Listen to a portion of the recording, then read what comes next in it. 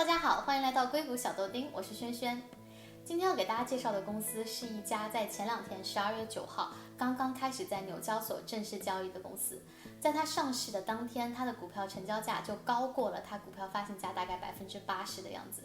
它是以市值350亿美金上市的，虽然这2天股票有一点点跌落，但是我在今天做视频之前去查看，公司的市值还是在大概500亿的样子。那么我们今天到底要讲的是谁呢？相信比较关注美股的小伙伴们已经知道了，我们今天要聊的就是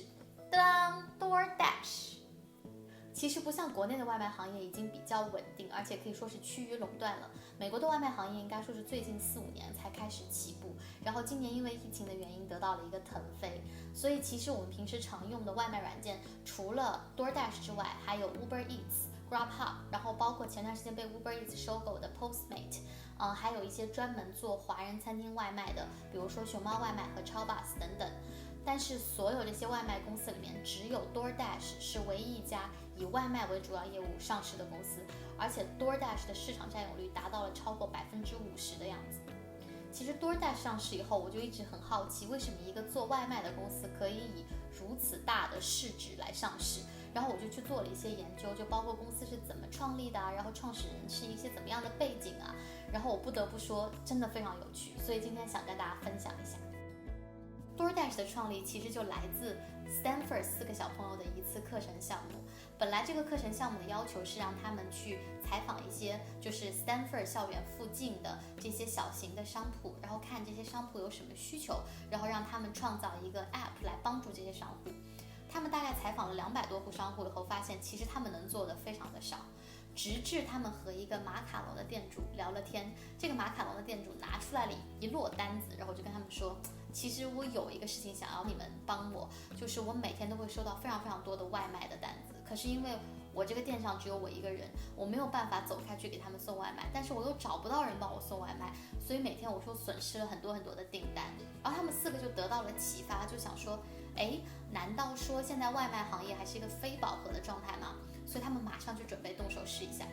当天1个小时以后，他们就上线了一个网页，叫做 Palo Alto Delivery。这个网页极其的简单，就只有一些餐厅的菜单的 PDF 和一个联系方式。那这个电话是个 Google Voice， 就会转接到他们4个任何一个人的手机上，这样非常的快。在1个小时以内，他们就接到了第1个订单，就有人打进来说，你好，我看到你们的网页，我想要那个网页上某某个餐厅的某某个菜。从此以后，他们就变成了早上是全职学生，晚上是全职外卖小哥。这个 Palo Alto Delivery 的生意呢越来越好，直到他们4个人不得不上课的时候出去接电话，然后已经到了忙到不可开交的地步，所以他们不得不要去招募更多的人来帮他们就是送外卖。他们的方法就是打电话订披萨，然后把来给他们送披萨的外卖小哥变成他们的外卖小哥，这样。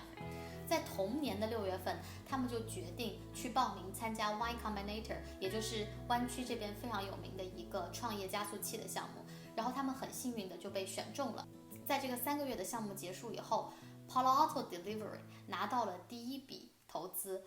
大概250万美金的样子。然后他们也正式的改名为 DoorDash。那接下来我们知道的就是 DoorDash 不停的融资，经过了9轮融资以后，拿到了大概2.5个 billion， 也就是25亿美金的融资，然后于今年的12月9号顺利上市了。Stanford 的精英和外卖小哥这2件事情是不是听上去还蛮违和的呢？我后来去了解了更多他们的成长历程，我发现这4个人可以说个个都是精英。这4个创始者分别是 Tony 徐、Andy 方、Stanley 唐和 Evan Moore。那么从名字里大家应该也会发现，其实3个创业者都是华裔。而且我一直叫他们小朋友，是因为除了 Tony 徐是85年生人，今年35岁以外，另外3个创始人不过都只是90后而已。DoorDash 的 CEO Tony 徐，他的中文名叫徐迅，他是5岁的时候和父母一起来到美国的。爸爸当时在伊利诺伊香槟大学读博士，然后妈妈本来在国内是医生，可是因为妈妈的行医执照在美国不被认可，所以妈妈只能在一些中餐厅做一些最基本的工作来支持家里的开销。但是妈妈非常的有商业头脑，她很快就拥有了自己的餐厅。然后这个时候呢，小 Tony 也开始会在餐厅里帮一些忙。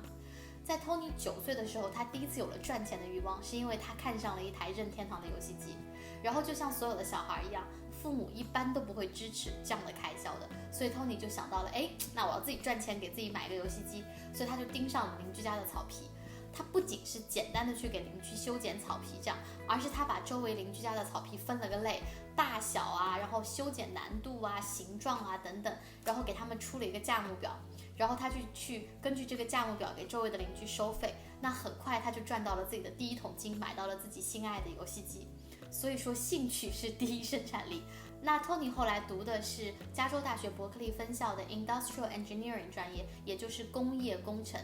然后他 focus 在 Mathematical Biology， 应该算说是数学生物学吧，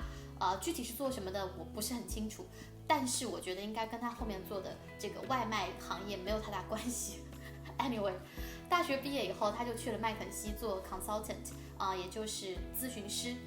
做了2-3年以后呢，他就去了 eBay 跟 PayPal， 然后在他们的这个公司策略部门里面工作。他就是直接 report 给 C level 的人，像 CFO 啊、CEO 啊这样的人的。所以不得不说，对于一个大学刚毕业2-3年的人来说，能够做到如此重要的职位，应该是能看出来 Tony 是一个工作能力非常非常强的人。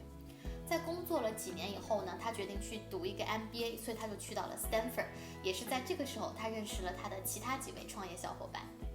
那么要讲的第2位合伙创始人呢，就是 Andy 方，他现在是 DoorDash 的 CTO。我有看几个 Andy 早期的采访，他一看就是那种特别搞技术的人，然后就是他也不太看主持人采访的时候，然后也不太看摄像机，他就这样低头，然后默默的自己讲很多东西。但是我不得不说，创业应该对人是一个非常非常大的挑战，因为我有看比较后期一些 Andy 的采访，他明显看上去就有自信多了。他甚至在18年参加了一个 TED Talk Show， 然后给大家分享了一些他在创业中遇到的问题以及学到的一些宝贵的知识。第3位我们要讲的联合创始人呢是 Stanley 唐。Stanley 是在香港长大的，他18岁的时候才来美国读书，读的是 Stanford 的计算机科学 Computer Science 专业。我在网上搜 Stanley 的资料的时候，我发现他有一个自己的博客，上面有写很多他的心路历程。他大概到13年的样子就停更了，我估计可能是因为 DoorDash 的业务太繁忙，就没有空写了。但是他之前就有跟大家分享很多，就是在他看来一些创业成功的必要啊，一些公司成功的必要啊，我就发现他这个文笔还不错哦。结果我仔细一搜，发现 Stanley 唐在他15岁的时候有出过一本书，叫做 E-Millions，他就是有大概采访14个